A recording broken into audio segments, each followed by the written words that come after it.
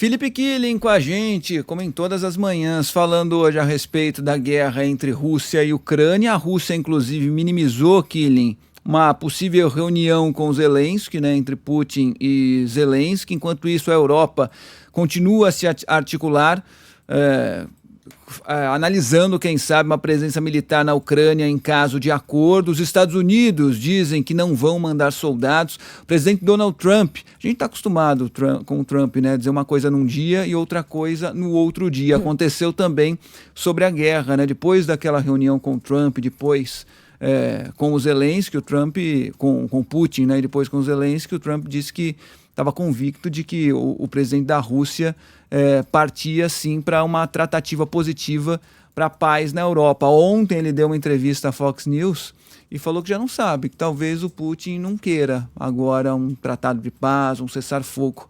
Coisa está complicada aqui, Lindiga, bom dia. Tudo bom, Fábio? Bom dia a você, Sheila, Carla, a todos que nos acompanham. Tanto Rússia como Europa jogam o jogo de Donald Trump.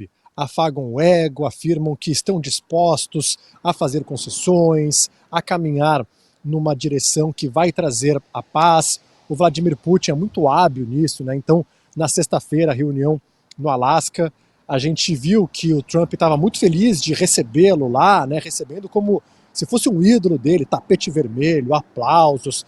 E aí ele disse estar confiante de que um acordo sairia, de que o Putin não quer continuar com essa guerra.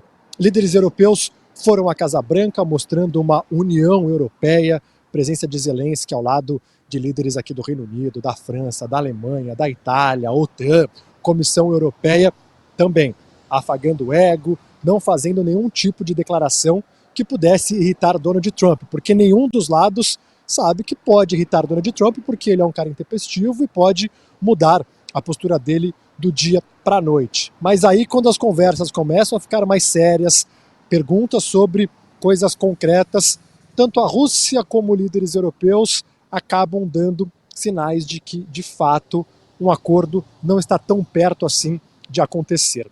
O Sergei Lavrov, ministro de Relações Exteriores da Rússia, um homem de muito poder, braço direito de Donald Trump, chegou a falar que uma reunião entre Putin e Zelensky precisa ser construída de forma gradual, dando a entender que as bases ainda não estão de acordo para que isso aconteça. Ele chegou a falar que uma reunião não pode acontecer simplesmente por acontecer. E a Rússia já vem falando há muito tempo que antes de ter essa reunião entre Putin e Zelensky, precisa resolver algumas causas dessa guerra. O Zelensky se diz disposto a conversar com o Putin, também sinalizando a Donald Trump que se o Putin não for conversar, a culpada é a Rússia e não a Ucrânia. Diz que estaria disposto a ceder territórios, mas não toda a região de Donbass, que é o que a Rússia pede.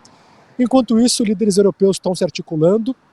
Ontem aconteceram 2 reuniões por videoconferência. Hoje, o chefe das Forças Armadas do Reino Unido está viajando até Washington, justamente para colocar na mesa, né, como que seria essa garantia de segurança.